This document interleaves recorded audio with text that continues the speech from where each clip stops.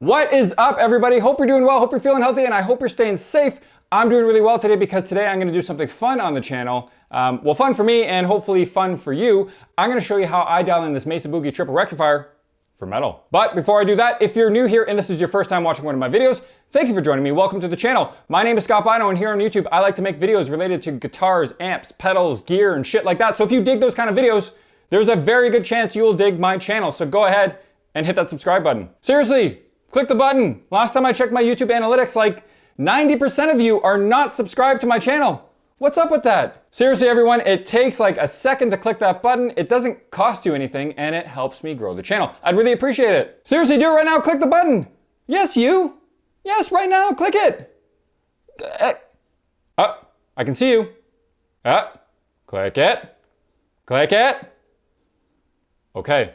All right, the reason why I'm making this video is a few weeks back, I posted a video on how to dial in a PV5150, and it seemed to resonate with some folks, and I received some comments from some people asking me, hey, how do you dial in a rectifier? And so here we are. Also, on some videos when I use this rectifier, I get comments from time to time from people saying, hey, Scott, I like your tone. What are your settings? So I wanted to make a video with you and share those settings with you. Funny enough, on some of those same videos, I get people saying, fuck you, Scott, your tone sucks. So, you know, tone is subjective, it's an opinion, so this is just my way to set the amp. It is not the only way to set a rectifier. It's not the right way to set a rectifier. It's just the Scott way to set a rectifier. So if you like my tone, then this might be the video for you. And if you don't like my tone, well, you hurt my feelings. No, but seriously, hopefully you can find something useful in this video with my approach and how I dial in an amplifier. So sit back and enjoy. One thing I want to mention real quick is that this video is not about how to set the volume of your amplifier to get your speakers saturated and pumping to get your cabinet to resonate. There are other videos online that can do a way better job than I ever could showing you how to do that, including one from Glenn Fricker from Spectre Sound Studios. I will link that in the description below if you want to check that out. It's a great video. Go check it out. And also, let me just get one huge, giant fucking caveat out of the way. Your tone and your sound is going to be highly dependent on a variety of factors from, you yourself and how you play, your tuning, your guitar, your pickups, everything between your guitar and your amp. So that's all of your effects, your amp itself, your speakers, your cabinet, your microphone or microphones that you choose to use to record with, or in my case, what I'm using today is an impulse response. All of these things have a huge effect on your final tone. So with that said, take what I'm saying today with a grain of salt, because this is my specific setup. So if you have one of these amplifiers and you dial it in exactly the same way that I'm dialing it in, it doesn't necessarily mean you're gonna get that exact same sound, because you might be using some different gear in front of your amplifier, after your amplifier, etc., etc. If you're watching at home, happen to have this exact same model of amplifier, which is a mid-90s Revision G 2-channel triple rectifier, well then this is a great video for you. But if you happen to have like an older revision, well, first of all, I'm jealous.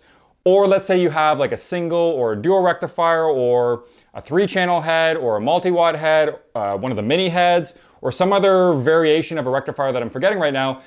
All of this is within the rectifier family. You will find something useful in this video, I'm hoping, to help you dial in your amplifier. And if you don't own a rectifier at all, well then I'm still hoping that this video is helpful or informative in some way, because my approach to dialing in this amplifier is really the same approach that I take with most amplifiers, so hopefully there's something that you find in this video that can help you out. And lastly, I just want to mention, I don't know what Mesa was thinking when they designed these amplifiers. They're very hard to film because on the face of the amplifier, there are no dial markings to show you where your knobs are, except a little notch on the actual knob itself, which is really hard to see. And on top of that, the knobs are reflective chrome. So I'm gonna do my best today to explain what I'm doing. I will write on the screen using a clock face analogy as to where I have these set, but I also have these great Scott Hello Kitty stickers. Don't ask me why I have these stickers, I'm not telling you. I'm gonna put those on there to show you where my settings are, so hopefully that makes it a little bit more clear for you to see. All right, so before I go into what's happening on the face of the amplifier, let me just talk about what's happening at the rear of the amplifier. I will cut in some shots of the back of the amplifier so you can see what I'm talking about. All right, so moving from right to left, my power is set to bold, not spongy, and I have my rectifier selection set to silicon diodes. This is just my preference. I think it sounds tighter. I think it sounds better when I'm playing metal. Also, good time to mention, this amp is biased and it is equipped with 6L6 tubes, but you can also have EL34s if you have one of these heads. And lastly, my channel style select is set to normal, which means the red channel is set to modern. And one final last thing I want to talk about in today's video, I'm only going over the red channel, which is the overdrive or the crunch channel of this amp, because we are talking about high gain, overdriven metal tones. I'm not going to go through the orange channel, which is the clean channel. And for anybody that owns one of these amps, you'll know why I'm saying clean channel in air quotes, because the clean channel on this rectifier specifically, at least, is not that clean. It's a great sounding channel, don't get me wrong, especially if you throw like a good overdrive in front of it. It's a nice sort of overdriven, warm, crunchy channel, but it is by no means a real clean channel. Anyways, I digress. I'm not going to talk about that today. We are just going to stick to the red channel. All right, so are there any questions out there so far? Anybody? You. Yes, sir, you. Oh, sorry. I thought you had your hand up.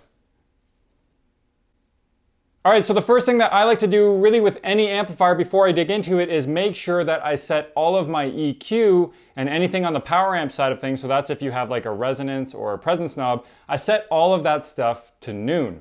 Also turn off the overdrive for now. So I've got my presence, gonna set that to noon. Bass, gonna set that to noon. Mids are gonna go to noon.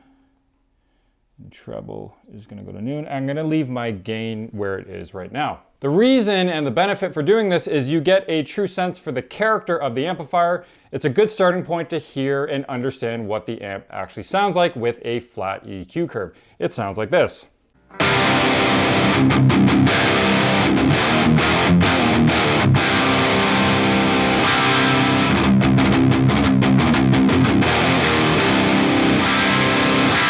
All right, so that's what a flat rectifier sounds like. It's not a bad tone. In fact, there are some notable players out there who use rectifiers that actually play them just like this with everything pretty much set to noon. And you could totally do that too. If you like that tone, go ahead and do it, but that would make for a fairly boring video. So what I'm gonna do instead is show you how I like to dial in this amplifier.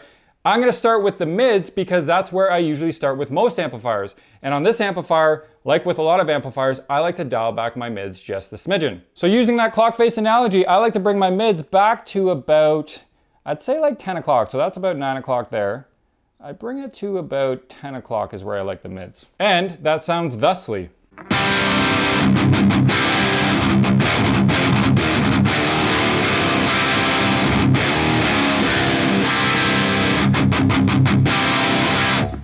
All right, not bad, getting a little bit better. What I would say though, with me dialing back those mids, I'm losing some attack, I'm losing some definition. So what I like to do now is focus on the high end frequencies, and there's two ways to do it with this amplifier. I like to play with the presence and the treble. And so what I'm gonna do first is set that presence knob. I'm gonna bring that to, I would call that probably around 1:30 or so. So that's 12 o'clock. That's probably about 1, maybe 1:30-ish is where I like to set it. And the amp sounds like this now.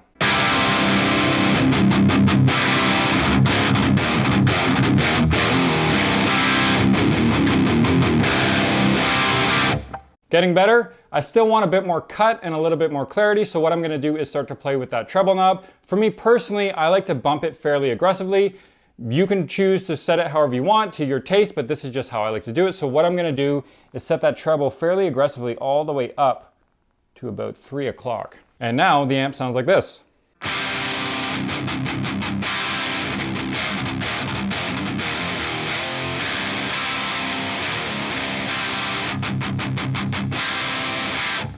All right, so I like that now. It's cutting nicely.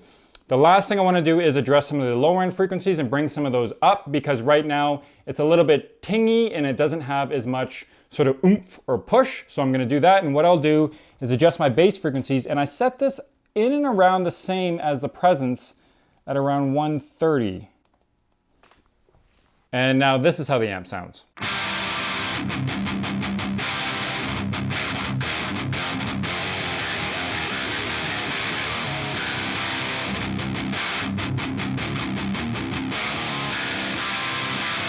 So for me, I like this now because you're getting a little bit of that push from the low end and the bass, and it's starting to become a nicely rounded out tone. Again, for my ears, my opinion. You might like it, you might not like it. I hope you do. So this is how I set the amplifier. Now the last step, and to me, the most important step really with any sort of overdriven high gain amp for metal tones is you want to boost it. Using some sort of overdrive or boost pedal makes a huge difference when you're trying to dial in a metal tone, because what it does is it helps reduce some of the flubbiness of your amp. And These rectifiers are, in my opinion, pretty flubby amplifiers, so these pedals help to reduce some of that flub, and it gives you some upper end, sort of mid to high range clarity, which really helps if you're trying to cut through a mix. There are a ton of great overdrive and boost pedals out there on the market. I particularly like this Earthquaker Devices Plumes with this amp, but I also do really like the Maxon OD808.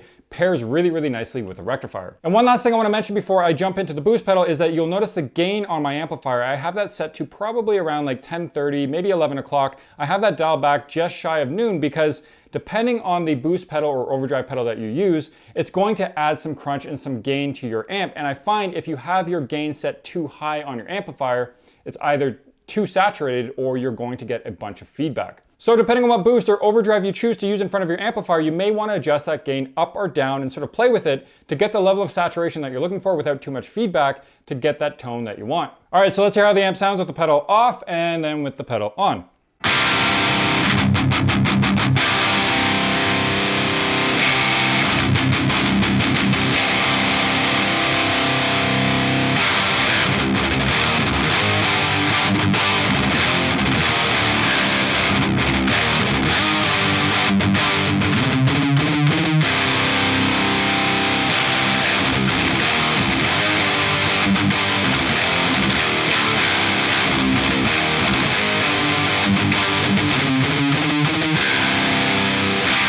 All right, everyone, that'll do it for me today. Thank you for joining me today. Thank you for watching the video. I hope you found it helpful, informative, or useful in some way. And remember, this is just my opinion. Tone is entirely subjective. Like I said before, I've had some people say, you know, they love my tone, and I've had some people say they fucking hate my tone. So it's entirely subjective. It's up to your ears. If you dug this tone and you like this tone, hopefully this is a good starting point and this was useful and helpful for you. If you like this video, please go ahead and give it a thumbs up. And if you're not already subscribed and you're considering subscribing, now is a great time to hit that subscribe button. It costs you nothing. It takes a couple seconds and it helps me grow the channel. I would really appreciate it. And if you've been here before and you're already a subscriber, thank you so much for coming back. I really do appreciate the support. Thank you for spending your time with me. You are the reason why I keep making videos. All right, everyone, that'll do it for me today. Thank you for watching. And remember, stay safe and stay heavy. Peace.